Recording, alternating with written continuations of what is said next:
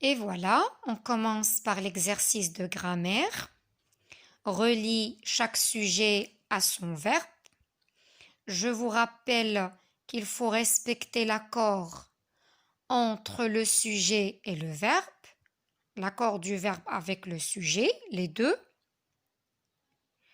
J'ai dit qu'il faut faire attention à la terminaison. On commence par tu, qui est la deuxième personne du singulier. Regardez les verbes que vous avez ici sont conjugués au présent.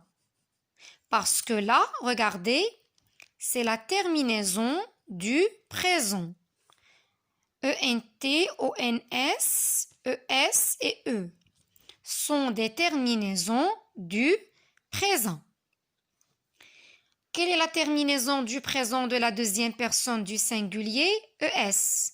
C'est pour ça que j'ai relié avec mange une glace. Gabi. Gabi, c'est un nom propre que je peux remplacer avec la troisième personne du singulier, bien sûr. Et quelle est la terminaison du présent de la troisième personne du singulier? C'est E. C'est pour ça que je dis Gabi ramène un chat. Troisième phrase, on a le groupe nominal sujet, les écureuils. Le Z de la liaison, bien sûr. Les écureuils, pardon. Là, on a un groupe nominal sujet au pluriel que je peux remplacer avec la troisième personne du singulier du pluriel. D'accord? Et quelle est la terminaison du présent de la troisième personne du pluriel? ENT. Ça me donne quoi? Les écureuils mangent des noisettes. Nous, première personne du pluriel, qui a comme terminaison ONS. Tout simplement, ça nous donne quoi? Nous apprenons à nager. Voilà. Alors, je fais encore une fois un petit rappel pour vous dire, lorsque vous êtes devant un exercice ou bien des phrases là où vous devez avoir le sujet et le verbe en accord, directement, vous devez repérer la terminaison. Je repère les terminaisons et bien sûr, les terminaisons du présent, vous devez les connaître par cœur. Ça me facilite que j'arrive à quoi? À mettre en accord mon sujet avec le verbe. C'est bien. Je passe à l'exercice suivant. J'entoure la forme du verbe qui convient. Le bateau. Alors là, c'est ça le groupe nominal sujet. Il se compose d'un déterminant et d'un nom. Quel est le genre et le nombre de ce groupe nominal sujet? Singulier, masculin, singulier. Et quelle est la terminaison du présent d'un groupe nominal, si je veux dire masculin singulier, puisque je peux remplacer le bateau avec la troisième personne du singulier. Il, c'est eux. Désolée pour ce qui se passe. Voilà, c'est eux. Donc, coule. Le bateau coule. Les patineurs, là, j'ai le pluriel. Groupe nominal sujet au pluriel que je peux remplacer avec il au pluriel. Et la terminaison de la troisième personne du pluriel, c'est ENT. C'est pour ça que j'entoure cette forme-là. S'entraîne. Les oiseaux, j'ai toujours un groupe nominal sujet au pluriel Et c'est toujours la même terminaison ENT. Les oiseaux chantent. Alors là, c'est correct. Il y a l'accord. Lina. Lina, c'est un nom propre féminin que je peux remplacer avec la troisième personne du singulier. La troisième personne, oui, féminin du singulier. Alors, et la terminaison du présent qui convient à cette personne-là, ce pronom-là, elle, c'est eux. Lina travaille. Hein, le E. Si c'est, je suis certaine que vos réponses seront correctes. Voilà.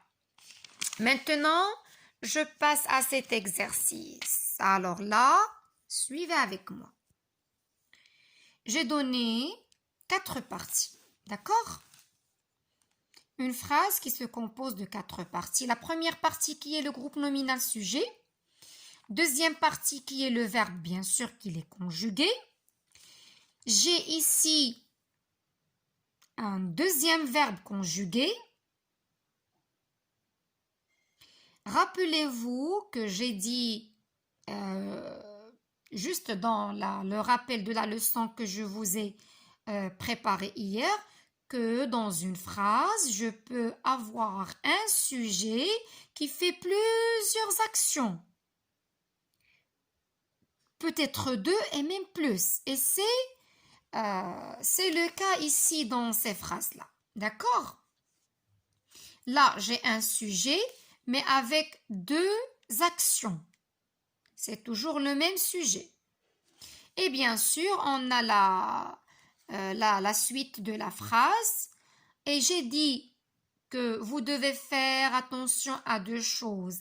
La première, c'est l'accord entre le groupe nominal sujet et le verbe, ce qui veut dire la terminaison. On va parler de ça tout de suite. Et le sens de la phrase. Et le sens de la phrase. Ça veut dire qu'après avoir relié tout ça, ma phrase doit avoir un sens. Sinon, la phrase ne va pas être correcte. Je commence par les patineurs. Les patineurs, c'est du pluriel. Et la terminaison de la troisième personne du pluriel, puisque je peux remplacer les patineurs avec il, avec s. Alors, j'ai ici, regardez, j'ai comme terminaison es. Bien sûr, elle ne convient pas. J'ai comme terminaison e, non plus. Ez, non. ent, ah oui. Ent, c'est la terminaison de la troisième personne du pluriel. Ça me donne quoi? Les patineurs sautent. Je dois continuer ma phrase. La même chose. Regardez les terminaisons que j'ai. ENT, ES, E et EZ. Bien sûr, la terminaison qui me convient, c'est ENT. Ça me donne quoi? Les patineurs sautent et tournent. Je termine ma phrase sur la glace.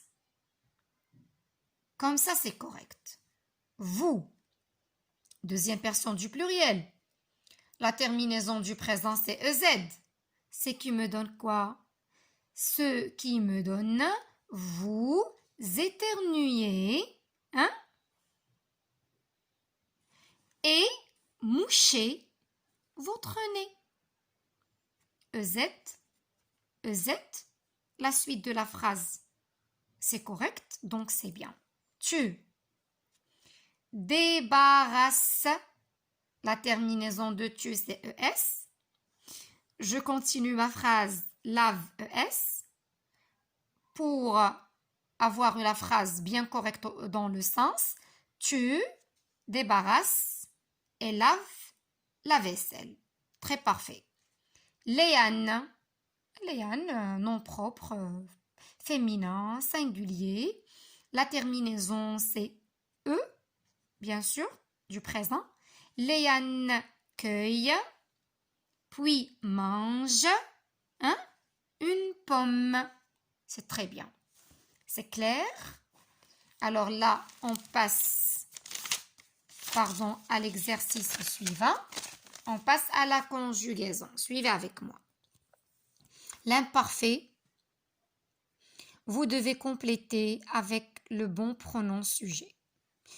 Comme je le dis toujours, je le répète, c'est la même règle. Pour trouver le bon pronom sujet pour un verbe conjugué, je dois repérer les terminaisons. Première terminaison dans cette phrase, c'est AIS. Regardez, il n'y a pas ça, il y a AIS. On sait très bien que AIS est la terminaison de l'imparfait pour la première personne du singulier, mais aussi pour la deuxième personne du singulier. Alors, je peux dire je dégager le passage ou bien tu dégager le passage. Les deux sont justes. D'accord? Phrase suivante.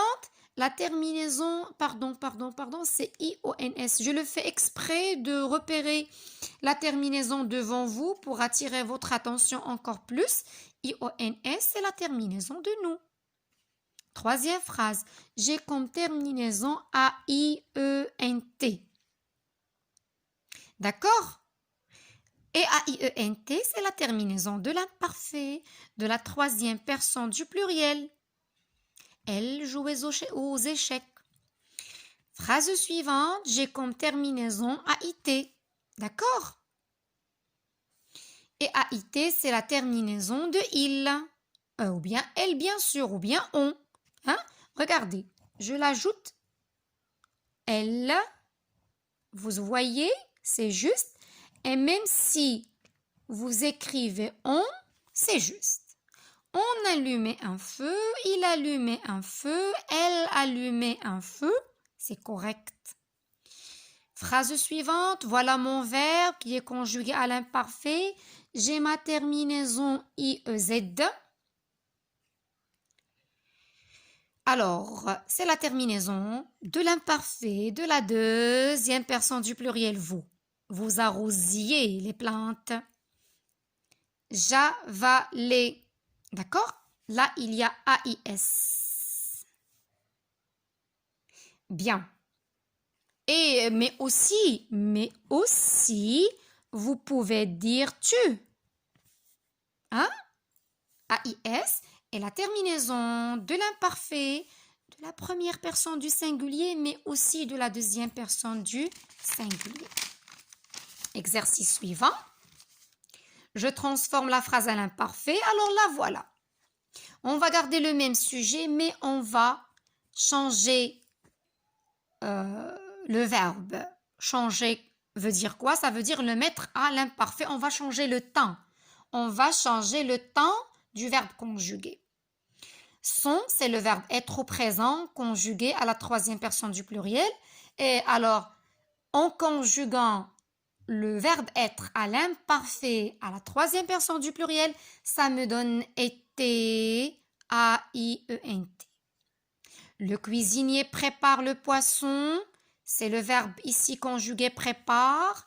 La terminaison c'est c'est la terminaison du présent. Je mets mon verbe à l'imparfait, ça veut dire que c'est terminaison qui va changer. Je garde toujours le radical, pardon. Je garde toujours le radical et je remplace la terminaison du présent avec la terminaison de l'imparfait AIT. Nous marchons dans le noir. Marchons, c'est le verbe conjugué. J'ai la terminaison ONS, terminaison du présent. Je vais la remplacer avec celle de l'imparfait IONS. C'est pour ça que dans la leçon, je répète, attention, ONS, c'est la terminaison du présent, IONS, c'est la terminaison de l'imparfait, toujours pour la première personne du pluriel. Voilà, ça me donne, nous marchions dans le noir. Tu allumes, hein? Le verbe est conjugué au présent avec ES,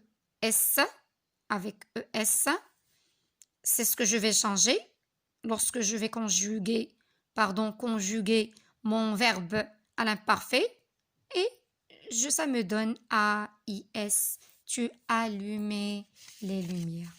J'espère que c'est correct. Je passe à l'orthographe. Il y a le son N qui, il y a une seule graphie, une seule écriture, GN. Et il y a le son Y qui s'écrit avec I, hein, qui s'écrit avec Y, qui s'écrit avec IL lorsque c'est à la fin du mot masculin, ou bien avec I, 2 L, E. D'accord? Ou bien, voilà. Alors, une cigogne, N, ici, c'est GN, bleu, un rayon, ion, un Y, I, yaourt, ce que j'entends, c'est le Y. La vigne, c'est ça? Oui. GN, un peigne, c'est N de GN, un tablier, I, I, elle est devant une voyelle. La pagaille, là j'ai AI2LE, d'accord? C'est avec AI2L que j'entends le I. Je passe à l'exercice suivant. J'ai 2 syllabes, nion et trop, d'accord? Alors, ça me donne quoi? Un trognon, un trognon. Je dis ce qu'est un trognon, c'est une partie qu'on ne mange pas, qu'on ne consomme pas d'un fruit ou d'un légume, d'accord? Par exemple, lorsque vous mangez une pomme, est-ce que vous mangez ce qui est tout à l'intérieur de la pomme? Non. Alors cette partie-là qui reste du haut, le haut avec ce qui est au milieu et la partie en bas, ça c'est le trognon. Vous cherchez sur internet, vous allez voir l'image, vous comprenez tout de suite. Vers, goût, naille, ça me donne un gouvernail. Un gouvernail. Le gouvernail, c'est un certain truc, une certaine chose. Si je veux bien dire, c'est un dispositif mobile. Quelque chose dont on dispose mobile, ça veut dire que je peux bouger. Pourquoi? Il sert à quoi? Il sert au contrôle directionnel. C'est comme, vous savez, pour conduire une voiture, on a le guidon. D'accord? Alors, lorsqu'il s'agit d'un bateau ou d'un engin qui se déplace sur ou dans l'eau, alors là, on parle d'un gouvernail. Alors là, c'était juste une explication du mot. Thé, chagne, une châtaigne, c'est un fruit qui se mange, bien sûr. Écureuil, ça me donne un écureuil. Vous connaissez l'écureuil, hein? C'est un quoi? C'est un animal. Voilà, dernier exercice de l'orthographe. Il y avait des mots que vous devez placer. C'est très facile. Une chenille, un grillage. Parce que c'est à la fin d'un nom masculin. Un orteil, un vitrail. La mayonnaise. Devant une voyelle, un évier. C'est bien? Très bien. Maintenant, on passe à quoi? On passe au lexique. Ah non, voilà. Non, qu'est-ce qu'on a fait? Alors, attendez un instant. On a terminé avec ça. C'était quoi? C'était la grammaire. Voilà. Ah oui, c'est fait la conjugaison, c'est fait l'orthographe. Je passe au lexique. J'entoure uniquement les consignes. J'ai dit qu'une consigne, c'est l'instruction, c'est ce qu'on doit faire. C'est la question pas la question, mais ce qu'on vous demande à faire dans une question. Alors, les consignes que vous avez, copie ce paragraphe, souligne le verbe, dessine une maison, découpe, je sais pas, le dessin, livre, non, leçon, coloris, on va voir, ça dépend de la consigne. Alors, les mots qui restent, cahier, livre, leçon, craie, bien sûr, ce ne sont pas des consignes, ce sont des noms communs, des choses. J'entoure ce que j'ai dans mon cartable. Qu'est-ce que je peux avoir dans mon cartable? Un cahier, un livre, une trousse, une ardoise. Mais, bien sûr, je ne peux pas avoir dans mon cartable une serviette, une bougie, une casserole, un pantalon. Ce ne sont pas des mots d'école. On ne peut pas avoir ça dans un cartable plutôt. Je barre l'intrus dans chaque liste. Le livre, la carotte, l'ardoise, la règle. Le mot qui ne va pas, qui n'est pas un mot d'école, c'est la carotte. Le maître, la maîtresse, le boulanger. Alors, le maître et la maîtresse sont là pour vous enseigner, mais le boulanger, il est hors sujet. La gomme, l'allumette, le crayon, le stylo. Je ne peux pas avoir une allumette dans mon cartable, j'ai pas besoin. Écris une phrase avec les mots proposés, cahier, date. J'écris la date sur mon cahier. Hein? Les élèves écrivent la date sur leur cahier. D'accord? Voilà. Je passe à l'exercice de la production d'écrit. J'avais donné des mots que vous devez bien placer dans ce poème. Il faut faire attention aux rimes et au sens. J'ai donné 4 mots grands, des câlins le soir. Regardez, suivez avec moi le poème. C'est pas facile d'être un enfant. On a envie d'être plus grand. De pouvoir faire ce que l'on veut, de jouer à un tas de jeux. Dans les 2 vers, j'entends la rime E. Mais en même temps, c'est tellement bien. Hein? Ce que j'entends à la fin, c'est yin. Quand maman me fait des câlins. Yin, yin, ben un. Et qu'elle me raconte des histoires. Ça rime avec war. Avant que je m'endorme le soir. War. Rassurez que, bi'idnillah, vos réponses seront justes. Je vous demande bon courage pour le travail qui reste. À tout à l'heure, bi'idnillah. Merci mes chers enfants. Au revoir.